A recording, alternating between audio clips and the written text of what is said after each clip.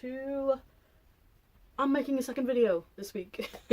I've noticed that if I don't make 2 videos in a week, then all my stats drop to 0, so I don't want to do that. And I'm not necessarily making it out of necessity. If I didn't want to do it, I wouldn't do it. And I really do enjoy engaging you guys on Twitter and explaining my points of view on YouTube, because let's be real, 200 characters is not enough for me to say everything I want to say. And I get asked questions sometimes that I can't answer in even in a thread, because my thoughts get lost while I'm creating different threads for things. So I would rather have a place to answer questions where I can answer them fully, or at least to a decent amount, before I go ahead and just give you a sort of blanket answer. So the question I want to deal with today is about my niqab. I have a few questions that you guys have asked me. It's going to be about niqab, or the face veil, sometimes called the burqa in the UK, or the burka, or whatever. But I want to talk about that because I used to wear it, and some people ask me why did you wear it? Why did you stop wearing it? How did you start doing that? And then how did you go from that to this? And yes, I am wearing this on purpose because I'm allowed to wear it. I don't wear the hijab. I'm not going to pretend I should cover for the sake of someone else. If you don't want to watch my content, you're more than welcome to leave, unsubscribe, unfollow, bye, see you later. But, I'm going to wear whatever I want to wear. And today, I want to wear this. It's great. Slight tangent. I did a podcast yesterday with Out of the Fold. I've spread it on Twitter, which most of you come from Twitter anyway. I've spread it on Twitter, and it's about my life story, essentially. It's my journey with Islam and out of Islam. There are a couple of trigger warnings that I would give. There's some abuse involved. But if you would like to know how I left Islam, I probably will make a video of my own about that. But since I just recently did it with Out of the Fold, I'm trying so hard not to say his name. So since I so recently did it with Out of the Fold, I don't want to do that on my channel. Also, I'm not ready to do that on camera where you can see me just full on breaking down. And yeah, I will leave the links to that all below. I'll leave his Twitter handle below. You should check it out if you're interested in knowing why I left and my journey with it and how I was as a Muslim, and how I left. I know there's a lot of naysayers. I expected that. I've had one person say everything I expected everyone to say, every Muslim to say, to be honest. So, you want to take shots, be my guest. But let's talk about the niqab. The niqab, for those of you who don't know, is a face veil that you wear in conjunction with a hijab. If you haven't seen my video on hijab, I'll link that down below. But a hijab is a head covering from head to toe. I know a lot of people recognize it as just the headscarf, which is fine. If you want to call that the hijab, that's fine. But Islamically, from an Islamic understanding, from what I was brought up on, what I researched and what I believed, a hijab is from head to toe. It is a full body covering that excludes the hands and the face. The niqab is something you wear on top of that. So there's a difference of opinion whether or not that's fard or compulsory, but a lot of women wear it because they think it is fard, and those who wear it because they don't think it's fard just do it because they want those extra good deeds. So I started wearing that when I was about 11 or 12. It was around 2006, 2007 that I started wearing that. And a lot of people ask me why I started wearing that. I started wearing it because at that time there was an MP or a politician who was campaigning to have it banned. And I still don't think it should be fully banned, because people should be free to wear whatever they want. I should be free to wear whatever I want in the same way that if a Muslim wants to cover her face, should be able to wear what she wants. I have differing views on how it should be in security circumstances, and I had no opposition to that even when I did wear niqab. So if I had to see a police officer or get checked at the airport, or I never had to go to court, but if I had to go to court, I would take it off. To get my ID done for different things, I would take it off, things like that. Those things should be regulated because there's no point to an ID if you can't identify the person. That's common sense. So, I started wearing it because Jack Straw started campaigning to ban it. And this has been an ongoing discussion since. It recently got ignited again, either last year or the year before, by Boris Johnson, who is an idiot and nobody in the UK likes him. Where he called like women in niqabs like walking post boxes, or what, I don't even know, robbers or whatever. Like, I'm not for that. I think it should be regulated. I think that women who wear the niqab should understand that there are certain circumstances where you do have to take it off because of security reasons. I did the same while I was wearing it, so I understand the struggle, you know. But it's important. It's important for our safety as UK citizens and for those who want to harm us. It's important to identify those people. But I started wearing it then, and that was why I started wearing it, is because Jack Straw, who I no longer know if he's an MP or not. Sorry, I'm a little ill, so that'll happen a lot. Like, I'm ill. I don't know if he's an MP or not now, but he was then, and he was campaigning to get it banned. And I started wearing it because I wanted to protest that. And I was going to a Muslim school. I had a few teachers who would cover their face. And to be honest, that was my beginning into becoming more religious. I wasn't quite like a Salafi then, but I wanted to be religious. I was very conscious of my like place in the world. And if you listen to that podcast, you'll know that I was always scared of dying and going to hell. Like, that is the one thing I wanted to avoid after I die. So I wanted to be like as religious as possible, not just outwardly but inwardly, but this was an outward form. So I started wearing that, and I am, you know, quite proud of the fact that I kept wearing it until I was like 18, 19. So I took it off fairly recently, in my opinion. I kept it on, and it was my choice to keep it on. I've never had like a severe thought in my head where I was like, I have to take this off, or I really want to take this off. And maybe that was just me being like a strong-headed Aquarius, or maybe it was like an outside pressure. I'm not sure. I know and I understand that for some Muslim women, putting like a religious garb on is not the hard part. It's taking it off that's the hard part. It's taking it off that people don't understand and don't want to accept. But I never felt, well, maybe I did feel a little pressure, because I do remember once asking my dad, whom I went to for counsel a lot at the time, I do remember asking him whether or not I could just take it off, because it's not compulsory. And he said, why would you want to stop doing a good deed? Which isn't like a clear answer, but it's more or less like, no, you shouldn't take it off. But whatever, like, it didn't bother me much. And what kind of kept me going is that I'm not like a confrontational person, and I don't like being in the center of attention. So it was easy for me to hide myself, if that makes sense. Like, I was a weird teen. I was very into like goth culture and stuff like that. I was very, very strange. And when people ask me like, what is it like back then? When people ask me, what is it like covering everything and nobody knowing who you are? I was like, it's great. Nobody knows who I am. I can do whatever and nobody cares. Obviously, I didn't do anything terrible for me to say that, but that's what it sounds like. And I still am very happy to be very anonymous, like on the street. I don't like people really knowing who I am, which is bizarre because I do this YouTube thing and I do the Twitter thing, and it's weird. In my head, like, there's a part of me that wants nobody to know who I am, and then there's another part of me that wants everybody to know who I am. It's really bizarre. But I would say that, like, I was very comfortable wearing it because I was happy that nobody knew who I was. And I've never been physically assaulted for it by a stranger. I've never really been, like, nothing has been thrown at me. I live in London, which is a very metropolitan place. You have all kinds of people living here. I've never felt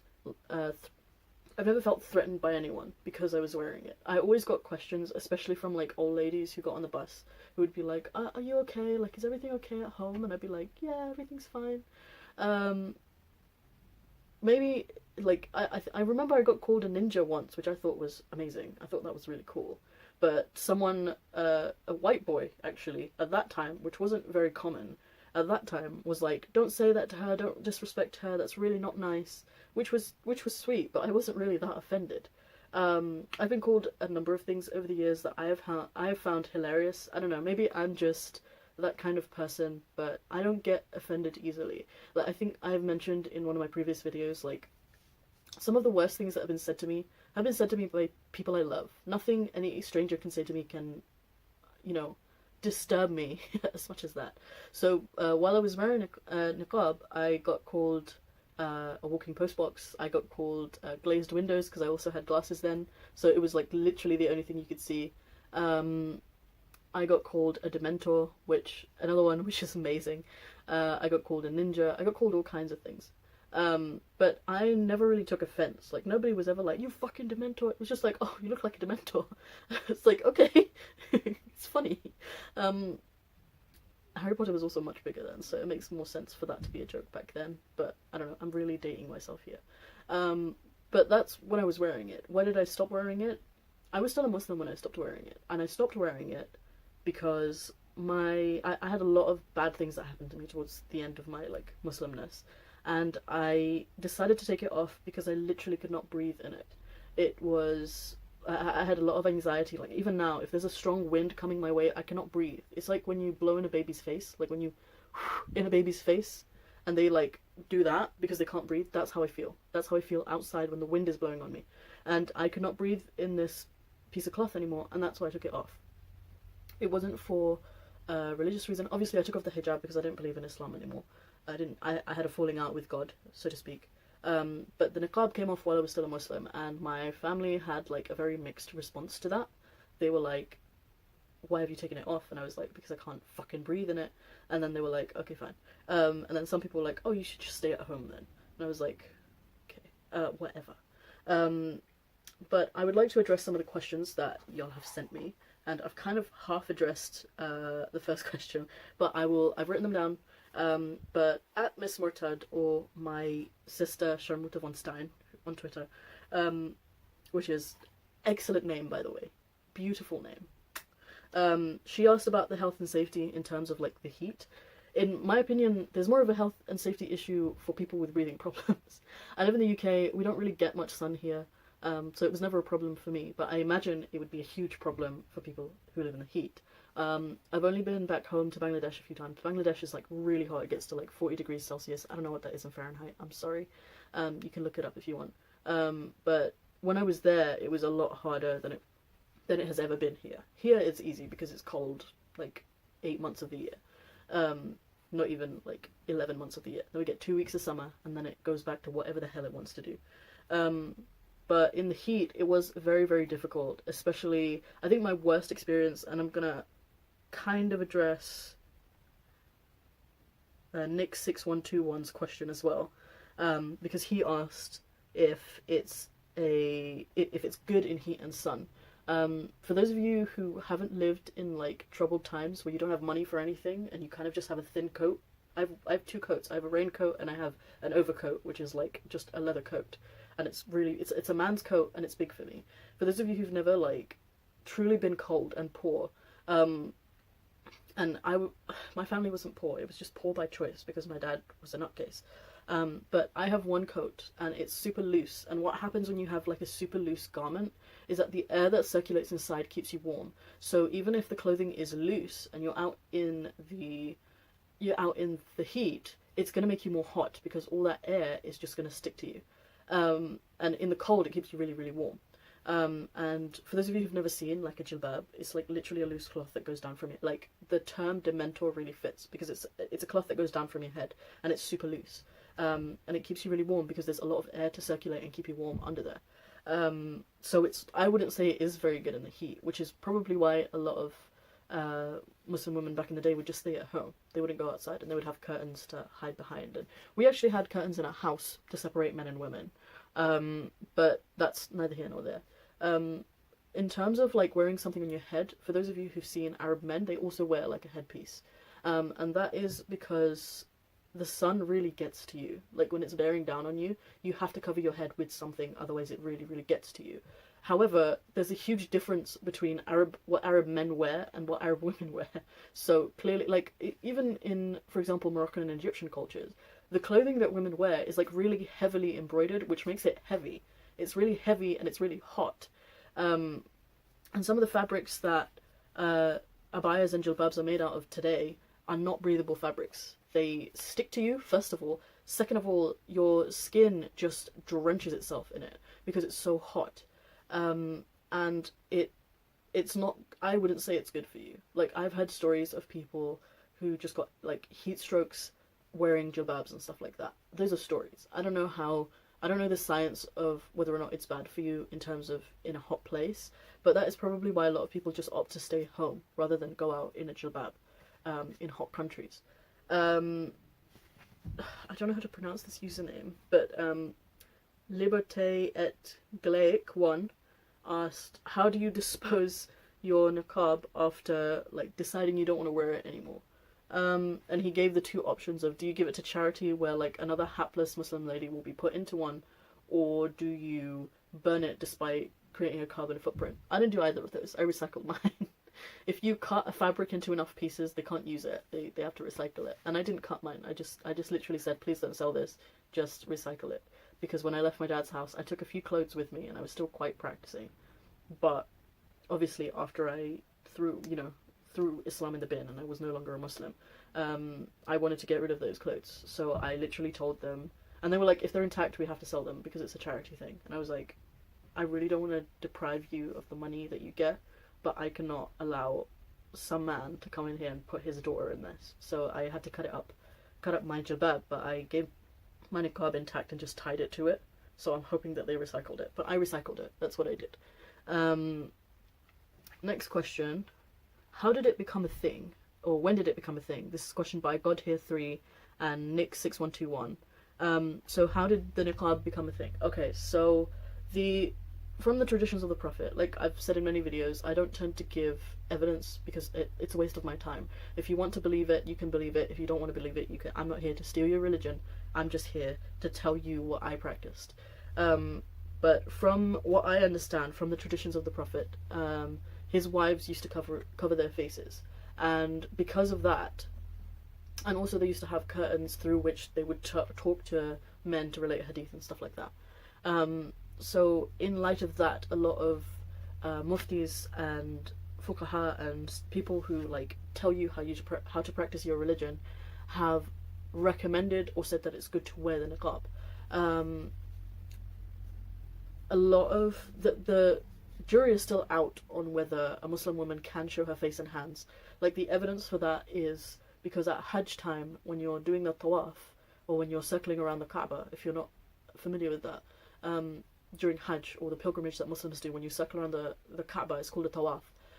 You can't cover your face, and that's a big evidence for why Muslim women don't have to cover their face. And obviously in the West, it's more palatable to Muslims who live among people who dress like me. It's more palatable, so it's become the popular opinion. However, the stronger opinion is that women should cover their face. And I can't tell you who that comes from. You'll have to look it up yourself. But when I was practicing, that was the stronger opinion from what I had researched. And which opinion did I take? I wanted to take the more rewards route. So I held the opinion that it wasn't compulsory, so women could show their face and their hands, but I wanted the extra good deeds. So I thought it wasn't compulsory, but it's good to do it. And that's why I did it. And I used to have a lot of my friends, I went to a Muslim school, I haven't said that already. A lot of my friends used to come up to me being like, do you think you're better than us because you cover your face? And I was like, no. And they were like, but why do you do it then? Because it's not necessary. And I was like, we do a lot of things that aren't necessary, you know? We have showers every day, even though it's not necessary, you know? It's just good to. That's why I do it. So, next question.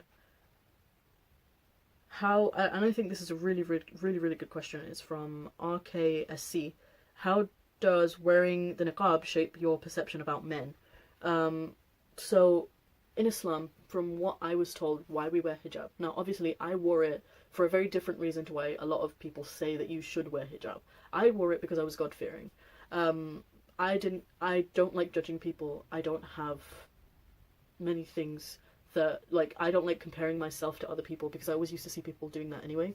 But from the numerous lectures that I've heard about the hijab and why women should wear it, it really paints men in a very negative light. Like, you guys need like better representation, because every time we've spoken about it, and even now as the West trophies it as like a symbol of feminism, people are using the hijab to say that men are like these uncontrollable mindless animals that will just fucking come out of the woodwork to rape you if you're showing an ankle. Like, the perception is so bad, and this applies not just to the niqab but also to the abaya, the hijab, everything. And it's honestly, it disturbs me because I've personally never seen men that way. Obviously I hadn't interacted with many while I was younger, because I couldn't. I was segregated, and I also thought it was like impermissible. But men are viewed in a very negative light when you put it in that perspective, that hijab is meant to protect you, instead of you're just doing it because God told you to do it, which is why I was doing it.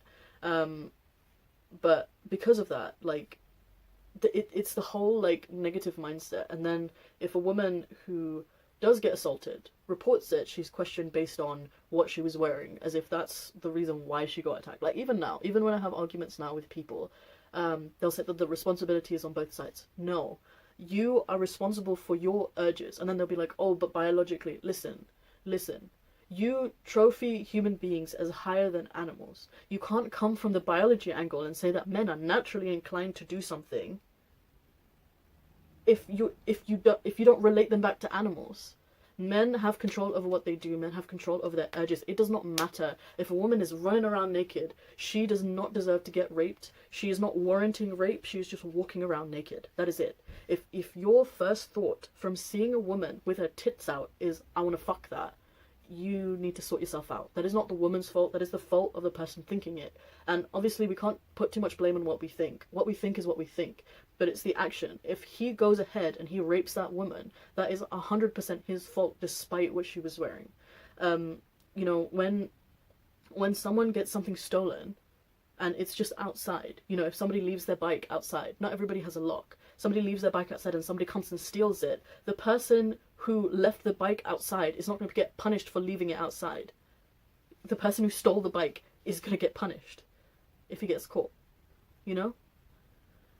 But that's the perception that's built around men in terms of women. And to be honest, like, up until I started talking to men, I didn't know what they were. I thought they were just like these, I thought they were just like, I knew they were people, but I didn't really, like, obviously I watched sitcoms, mainly How I Met Your Mother, and I watched cartoons, but that, I always understood that to be like a romanticized version of men. I never fully understood what men were until I started talking to them. And they're just like you and me. They're just people. If there's any Muslim women out there who think that men are animals, they aren't. They aren't. They have thoughts. They are like human beings. They think, they act, they live, they breathe, you know. They're people. But it does build this perception that they're just like out there. They're just like zombies who are just looking for sex all the time. And maybe to an extent they are. I don't know. I'm not a man. Next question by still_00dad. Differences in different cultures. And I've gone into this briefly in my other like videos. In different cultures you have gendered items of clothing. So for example, in Western culture you would say that a dress is for a woman. I didn't make it that way, I didn't write the rules, but generally speaking, you see women wearing dresses. Maybe it shouldn't be that way, I'm not here to pick a fight, I'm just saying. But in a lot of Asian cultures and African cultures, you have other types of gendered clothing. And a head covering is typically a female, like there's loads of cultures, there's Russian cultures, there's Indian cultures that will wear like an unna or a dupatta or like a little headpiece, because it's part of their culture. Now I don't think anybody has a problem with that, unless you're extremely xenophobic and racist. But the hijab is a religious garment, and it's for policing women. That is what the hijab is for. And I've heard some arguments about whether or not it was part of Arab culture. It was to an extent. The hijab was used to separate free women from slave women, because slave women essentially had no choice in being raped. Essentially. So when a man was to see a free woman, he knew that he couldn't rape her because she was wearing a hijab. And that's how they separated women. But in terms of like how other cultures, so for example the Taliban, and putting them in like what was called a burqa, but it's not a burqa, it's just like a long jilbab with like some holes in the front so you can see. That is purely for policing women. That is what that's for. In other cultures, even in India, Hindus, you know, Hindu women will still wrap like a cloth around their head. It's meant to denote like shyness, and it's part of the culture, and they'll wear it with a shawakamis or whatever. But it's just a gendered item of clothing. Like high heels and dresses are for women here. It's just like that like loose scarf is just part of their culture. The hijab and the niqab, on the other hand, I don't know if that was part of a culture before Islam came around. It may have been, but I don't know. And the last thing I want to talk about is eating with a niqab. So this was a question by Odder Than You. She's gonna be my new sister, I think, on Twitter, because she's really sweet, and honestly I want to talk to her more because she seems very, very genuine. But it is the most difficult thing in the world to eat with a face veil. I don't know how many of you have ever experienced that. I literally actively avoided eating outside when there are men. Like, people would take me out. So my cousin would, for example, would take us out to eat, and I would be like, did you book a room where it's closed? No? Well, I guess I'm eating with my niqab on then. And you have to, like, it really depends how you wear it. So if you're wearing it with it tucked into your jilbab, that's impossible. You're not going to be able to do it. Otherwise, you would have to, like, lift it up and put it in your mouth. Like, it is an Olympic sport. It is so difficult, and you get food everywhere. It is awful, especially if it's hot and you're eating ice cream, which is the incident she referenced to in that question. Like, how do you eat ice cream with a niqab on? I don't know, girl. I didn't used to eat ice cream outside. I still don't really eat ice cream outside. I eat ice cream at home while I'm watching rom-coms. That's what I do. But those were all of your questions. I hope you enjoyed today's video, and I hope you check out the podcast. Thank you to all my new subscribers. I honestly didn't expect any of you, but thank you for subscribing, and I hope you guys are having a lovely Sunday. I know I am. I have to do some studying, I have to post this, and then I'm going to see my boyfriend and see if I can bring back mixtapes, because I really miss them. Goodbye.